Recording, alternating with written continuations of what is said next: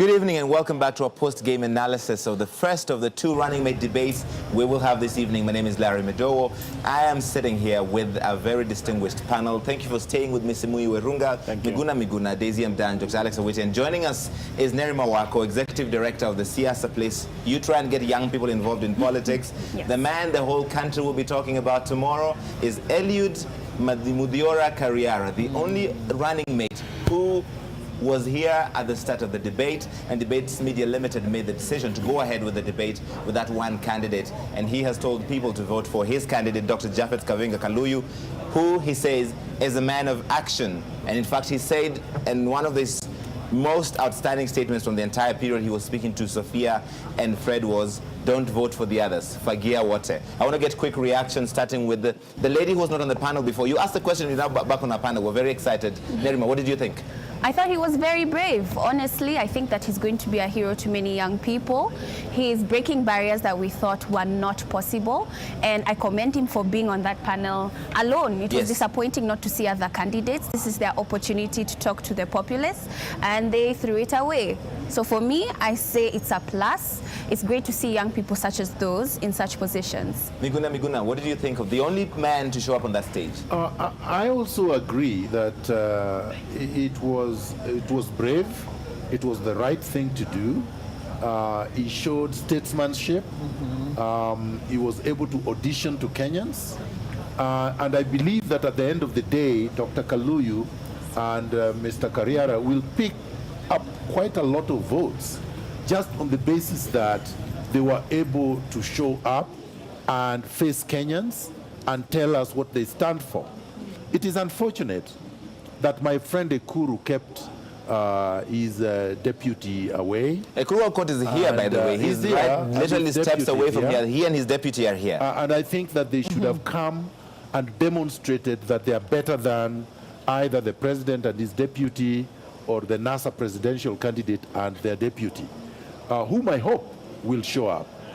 So I think they tried. Ekuru Court has just told us minutes ago before we came back on that you guys wanted the circus and you've had the circus.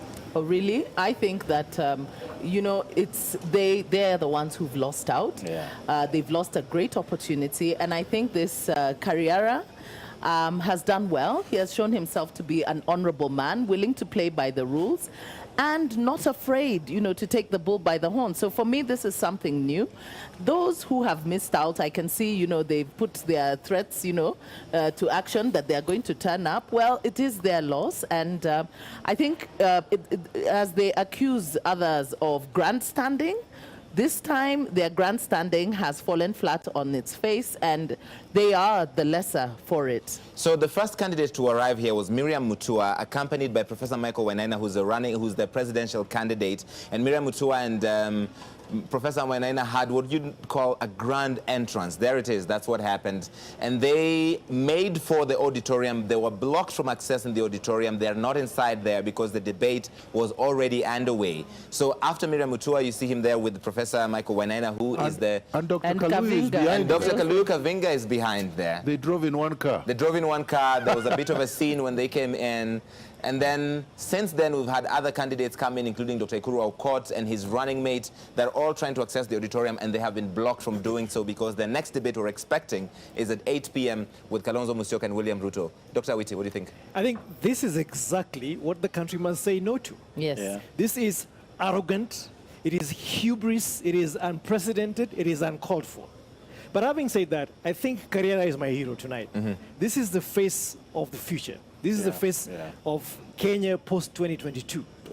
And I think, as Nerima said, a lot of young people are looking at this young man today and saying, oh my God, me too. Yes, I can do it too.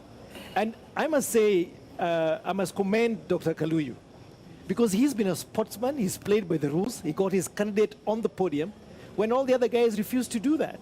And I really think that this is a teachable moment in our democracy and in trying to reinstate the rule of law and due process. And just basic civility and decorum. Play by the rules. Just show up. And as Miguna said, you had the whole country watching for you to come and say why you are the alternative leadership, why you will be the difference.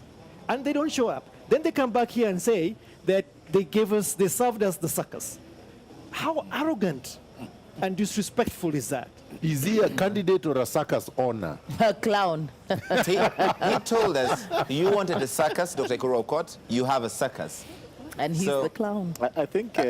Before you come in, Simiyu, I'm looking at some of the feedback right now on #DebatesKE. Dominic Wambua says this young man is young, bold, and intellectually sober, and the country has had a chance to see that. Eric Onchonga says the young guy was brilliant. Now I understand why the others chickened out. Cliff Njora Njuguna says this is the beginning of an amazing journey for you, such a realistic individual. Simiyu. Yeah, I think, one, I have no idea why these fellows refuse to bring the running mates, then they show up.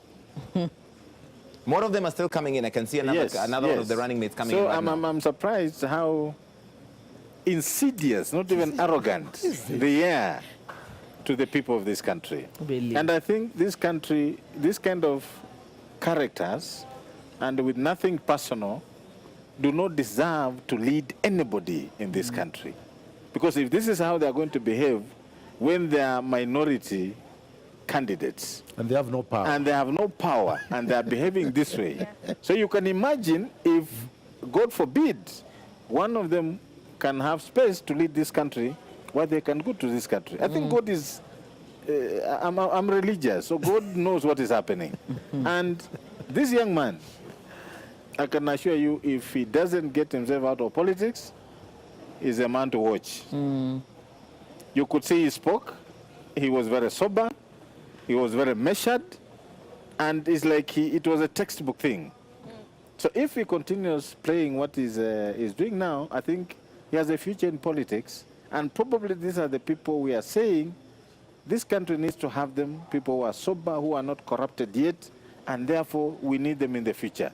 At our age, some of us are looking at them, at people who can be brought up. But when you look at the circles of these presidential candidates, and they have the audacity to walk into this auditorium at this time, when they refuse to send their own deputies, Larry, I think these are jokers. And I'm happy the media took the bluff and played it. Yeah. You know? And who is looking more foolish? Is it the media? Or is it them? Is it them? So the jury is out there to the Kenyan people to know who between the media and these fellows has done the right thing. You work with a lot of young people and trying to get them engaged in politics. And here's an example of the kind of people you're trying to get involved, right, Nerima? Simply Wamboi says, I give it to MUTHIORA KARIARA. He kept time, his commitment, and has made a mark in my mind. If not now, next time. Yeah, I think what he's done, like I said, is rewrite history for young people, because here we are feeling like we don't have much choice to select from, and we had a new option today. Even though more than likely they might not win, there's a good chance he's going to receive some votes because of how he spoke today, because people now know him. What I'm curious to know is, why are the candidates finding this forum now important? Why wasn't it important before? Perhaps was it when they saw him speak and now they realized, man, we lost an opportunity, now we need to send our candidates there. It looks very shoddy, it looks very last minute, it looks so disorganized, and that's the thing that we're trying to tell young people we don't want. We've been having it for a long time. We need a fresh change, we need new faces, and he has come and shown us this is it. I'm here, the option exists. So I think that it's a new day for our country when it comes to politics. What we're saying is there are new names to be reshuffled. We don't have to worry about seeing nominations coming in and seeing the same old faces, the same old names. Now we can look at young people who are intelligent and capable of leading this country. I want to read some of the comments right now on #DebatesKE just to get a sense of what you thought of Kariara showing up and being the only candidate on that stage. This is DJ Slim. The other candidates are arrogant. What time are they arriving, he says. Njihia Kelvin, leave Ekuru arrogance. That shows the caliber of the so-called alternatives. This other one is Robin says, Kariara is my hero tonight. G_Ikuru, I was so undecided for the presidential candidate, but now I have seen the kind of leader I want. Which speaks to the fact that he had the entire country watching. It was just him alone. Nobody to interrupt him. Prime time. On prime time, on all the stations. So he introduced an interesting topic, which is, he says, don't vote for any of them, fagia wote.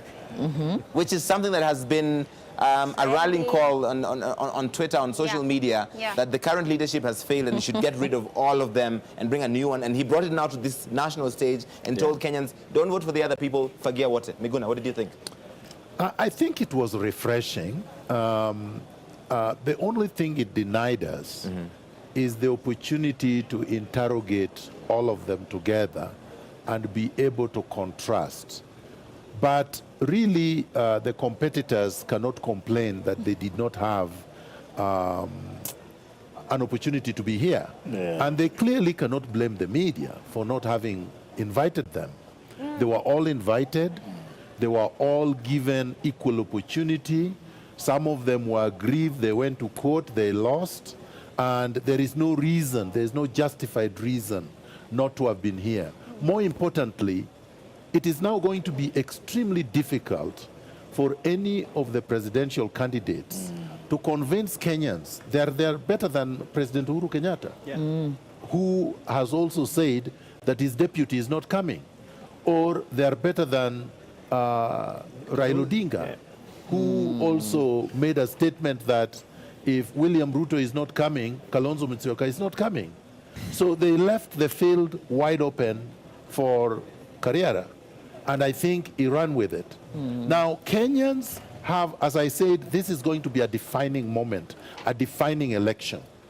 And I think Kenyans now need to be able to demonstrate that they are capable of choosing their own leaders and that nobody owns them. There is nothing wrong with a young man. If he's wearing a suit, he certainly can be a vice president. In fact, if you look at some of the cabinet ministers that were appointed shortly after independence, Tom Mboya was in his 20s. This young man is older than Tom Mboya, when Tom Mboya was a major Pan-African leader in Africa. If you compare him to Musalia Mudavadi, when Moi plucked Musalia Mudavadi shortly after graduating from the University of Nairobi, he was in his 20s too, and he was made a cabinet minister. I can go on and on. So nobody was born a leader. This man seized the moment, and I think that I say congratulations to him, bravo. Absolutely. Dr. Wita, I want to bring out something he said about the banking sector. He says the banking sector, banks used to make pornographic profits. And he raised the issue with that. Just talking about that maybe... sounds like Miguna's language. No, I don't say things like that. I'm very scientific. He was concerned about, obviously talking about the interest rate caps and the changes therein, but pornographic profits, one as a term to use the supernormal profits is interesting, but talking about the need for more regulation to make sure that services, financial services are available to ordinary citizens. No, I think, just on that, I think he made several very substantive points about the fiscal management of the country. Yes.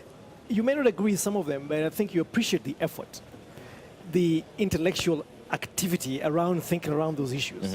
He talked about mobilizing domestic revenue. Yes. And I think it goes at the heart of the banking sector because they're mopping up all the revenue through the interest rates that they rake from us. Right.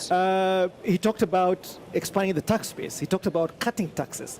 He talked about, and Miguna and I were laughing when he talked about reducing sales tax from 16% to 4%. To 3%. Yes. To 4%. He talked about stemming runaway external debt. So I think he's really onto something. And I think what you must give them is, and I think it's exactly the point we've been talking about. This moment, this debate today was not about the second-tier candidates and the front candidates. It was about a conversation with Kenyans on the issues that they want to put on the table. And the boy, the gentleman just nailed them. I'm sorry to call him a boy. He just nailed the questions. It's around the economy, opportunity and youth, taming runaway debt, and talking about jobs and training and mentorship so that young people can ascend to positions of wages that don't pay starvation salaries. Right. So I think really that's where we ought to go. He basically brought out the issues, and I think that's what debates are about, competing visions for our country. You may not agree with their points, and that's why Miguna says they denied us an opportunity to then look at his vision vis-a-vis the other candidates. But on the face of it, as panelists, we may overreach ourselves by criticizing. Right. But that's not the point. The point that we were supposed to address here today is which visions and what is the extent of differentiation, and therefore what should Kenyans start looking out for come August 8th. So the question here, Daisy, is not so much as we won't even discuss what the substance he offered or not, just by the fact of him showing up, there's so much goodwill that has been garnered. For instance, Harrison Mwale asks, why should we give jobs to people who don't show up for the job interview? Who don't want True. I mean, I think and now that, we know his name, like and that. we don't know the others. Absolutely. We had said we didn't know the names, but Now we know at least one name, yes. Yes, we do. And I think I want to agree with Alex on the fact that he has nailed the issues. He may not have gone in depth into the issues that are affecting Kenyans, but giving people something to think about. Because that is one of the things that these rallies and the campaign mobilization doesn't really get people to start beginning to think about Kenya, about how people's leadership or whatever is being offered by the leaders and the political parties, how it affects their lives. And one of the issues when he brings about, I think the word maybe that he was looking for were the obscene profits that are made by the we get the meaning. Yes, the obscene profits that have been made, by the banks. And if you recall, the entry of Equity Bank brought into the sector those that are considered the unbanked. The ordinary mwananchi, to bring them into some kind of fiscal regiment where they can actually begin to think beyond the hand-to-mouth existence. So that we can begin to build a saving culture and begin to expand even that tax bracket. So he has touched on several issues. Yes, we will not be able to interrogate them against the other candidates because we simply do not know what they stand for. Right. But I do think that now Kenyans can begin to interrogate what leadership should be addressing in terms of how is your leadership going to affect my life, all right. So that it's about interests, so that it goes beyond just tribal interests. It goes just beyond we won, you lost. It's about how is this leadership going to transform my life and avail to me opportunities beyond just the grandstanding. Okay, Simiyu, before we go to the break. Yes, I think the fact that we are discussing this young man speaks for everything. The rest can come and banty around and tell us the suckers. But you see, we are discussing this young man. The country is discussing this young man. The opportunity he took to tell us what they believe in as a candidate and a deputy has already made many Kenyans now know who this man is. And like you are saying, Awiti, he spoke to very crucial issues in this country. Yes. The processes of achieving them could be different and not wanting in some spaces, but at least he has touched, and this tells you the intellectual capacity of this young man and his team, that they could actually go into the core issues that are affecting this country and talk about them. Okay. To me, that is a score. That is a score. He's just since tweeted Karriara MUTHIORA. Yeah. I guess we're going to need to be following him now that everybody knows him. At Karriara MUTHIORA is his Twitter. Thank you, Kenya, for giving us the platform to present our vision for you. Vote for change, vote for Dr. Kaluyu and I. Thank you. Wonderful. That's very gracious. Very honorable.